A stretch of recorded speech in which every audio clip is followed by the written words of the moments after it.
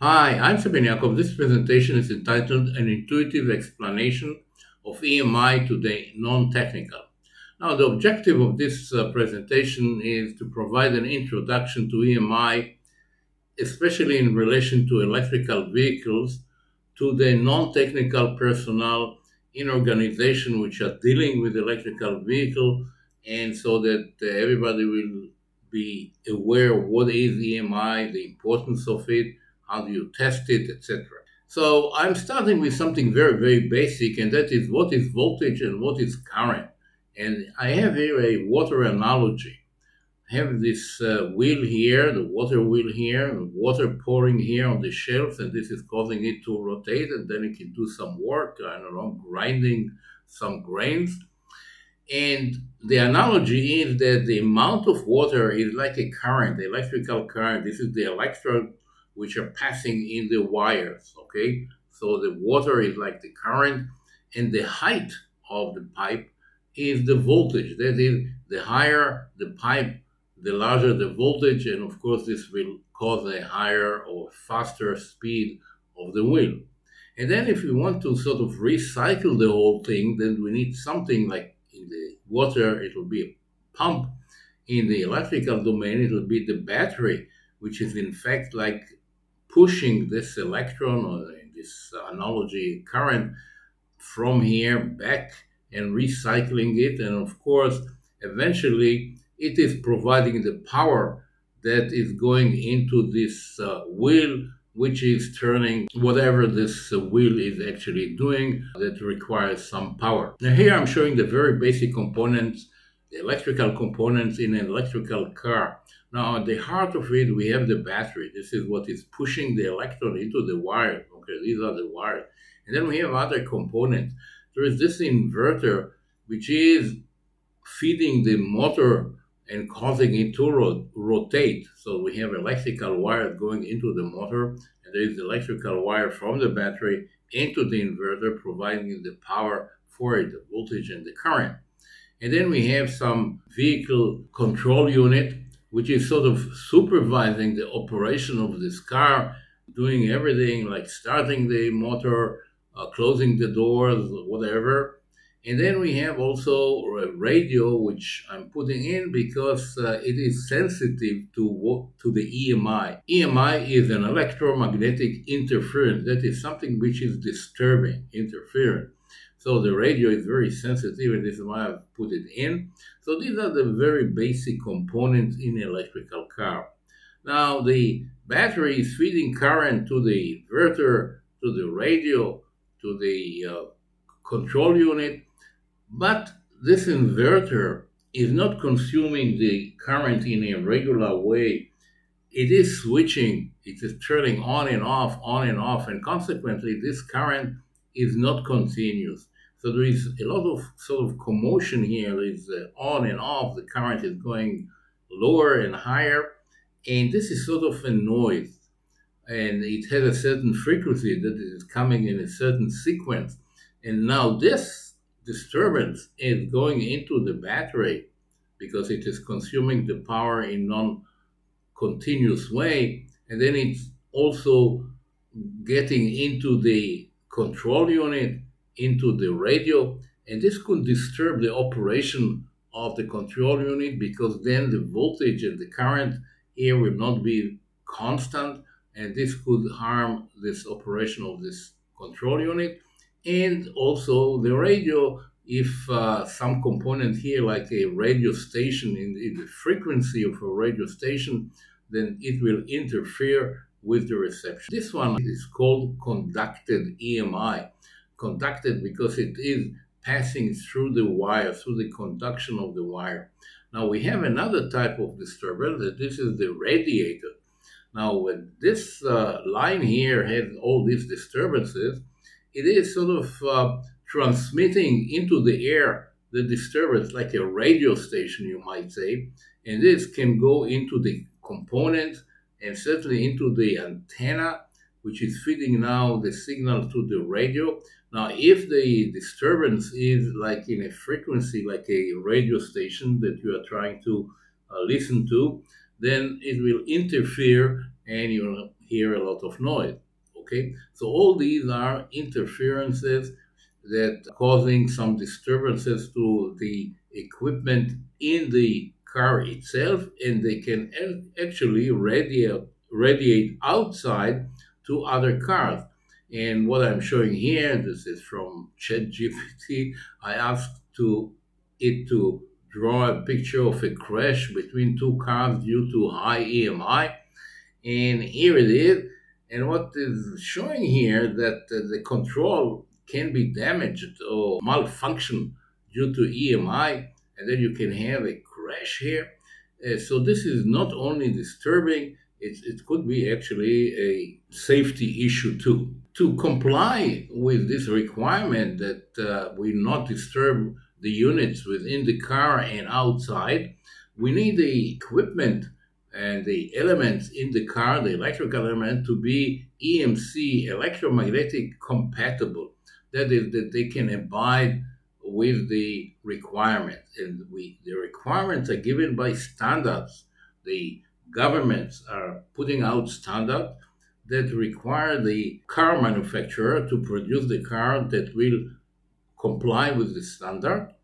And these standards are tested then to make sure that indeed the cars are complying with the standard by certified laboratory that approve the fact that the car is indeed abiding the standard. Now, what it entails now for the manufacturer of the car to design the unit properly so it will not cause a EMI, electromagnetic interference, so it will be electromagnetic compatible, EMC, and then it has to pass through the standard. If it doesn't pass by the testing, then it has to be redesigned, put some features to reduce the noise, the EMI, and then do some testing again. So sometimes this could take a number of cycles until the unit or the car really complies with the standard. To give you an impression of the requirement, let me give you an example here. Suppose we have a car in which we have a battery, and then we have the inverter, and we have about, say, 200 amps in the cable here going from the battery to the inverter. 200 amp is a lot of current. Usually, like in a home, you have something like 16 amp coming out of the outlet, and we are talking about 200. So it's a lot of current. Now, the disturbance that is allowed is in the range of 1 milliamp. 1 milliamp is 1,000 of an amp. We're talking about a current of 200 amp, and we have to make sure that the disturbance, the EMI, will be in the area of 1 milliamp. That's very, very small. It's like 0.005% of the total current. So it's not simple to comply with this requirement, and it might take some additional units, filters. I'll talk about it later on. So it's not an easy task to really make sure that the unit is complying with the standard. Now here, I'm talking about conducted EMI. This is the disturbance that is passing through the wires. As far as the radiated EMI, then we are primarily worried about transmitting signal that will disturb radio or some other type of communication, like AM, FM, shortwave, NFS, VHF, some other communication that you can have in the car or outside the car. So this disturbing signal, the radiated disturbance, should be lower than the signal that the radio is actually receiving through the antenna. Now, these signals are very low because the transmitter is sitting somewhere far away and it's broadcasting, and the signal coming to the radio is very, very low. And now you have to make sure that the radiated EMI will be lower than that so that you will not disturb the reception. So how do we test for the EMI? So we have two types of tests. One for the conducted EMI, and this will be on this table. I'll show it in a minute. And then for the radiated, we have an antenna. This is an antenna that is actually measuring the amount of radiated EMI from the unit. The unit is sitting here. And here is an illustration, sort of looking from above. This would be a table. This will be the inverter. The battery will be here. Actually, in many cars, you have two batteries, a high voltage and a low voltage battery. And then we have units that we call them listen line stabilization network, and this helps for measuring the conducted EMI in this case. Okay, so we have the inverter, we have the wires going to the batteries, and then we measure how much disturbance, how much EMI we do have passing from the inverter into back into the battery through these units, which is called, as I said, listen. Now, for the radiated, we do have an antenna, which is sort of measuring the amount of radiation that's coming out of the unit, and of course, it has to be below a certain level. Now, typically, what we have is that while measuring it, we have a level here. Now, this is frequency. You might look at it at like radio station, okay, the frequency of radio station. And we see here, this is the limit in one particular standard, okay? This is how much you can have this noise. This is the amount of noise, the height here. And here is just the background. I mean, nothing is operating. This is just the background that you have in the room. And then, if when you operate the system, you see that the noise that you measure at given frequencies is actually, in this particular case, just above the standard. So it will not pass the test. And after fiddling with it, and I'll talk about filtering in a minute, you can come to a point that will be below, say, this particular line, which is the limit that is allowed. So now coming back to the issue of how is EMI generated, I've sort of illustrated here by noise. Okay, we have you here like this sputtering, etc. This sort of illustrates this generation of EMI. In the electricity, it has to do with the way the current is changing. Now, let me go back for a minute to what is voltage and current. Like if you have an outlet, electrical outlet at home, you have between the lines, you have a voltage, and then when you connect an appliance, current starting to flow, okay? This will be like the height, as we have said, of the pipe, and this is the amount of water or current that is passing into the appliances. Now, the voltage or current could change slowly or could change very fast, okay? Like if the current is changing from one value to another very fast or very slow, or the voltage. And as it turns out, and this is based on the physics of the EMI issue, when the current is changing very fast, we have a radiation of EMI. This is what is really causing radiation.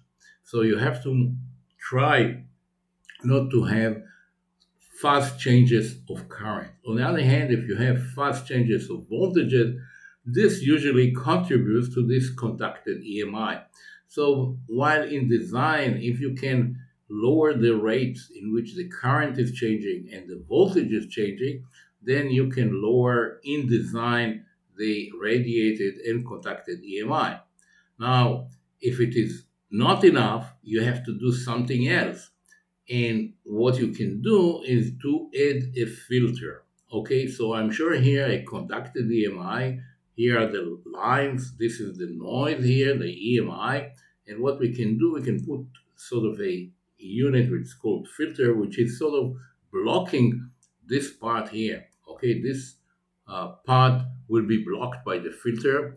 Turns out that the filter could be very large, heavy, and hence also expensive. And this has to do with the question what type of current has to pass through it. The larger the current, I mean, the useful current that you have in these lines, then the filter will be larger, and this, of course, will complicate very much the system. Now, when it comes to radiated EMI, the things that can be to put the so-called a shield. Okay, this is something that blocks this radiation and keeps it inside around the cable itself, and it will not go outside.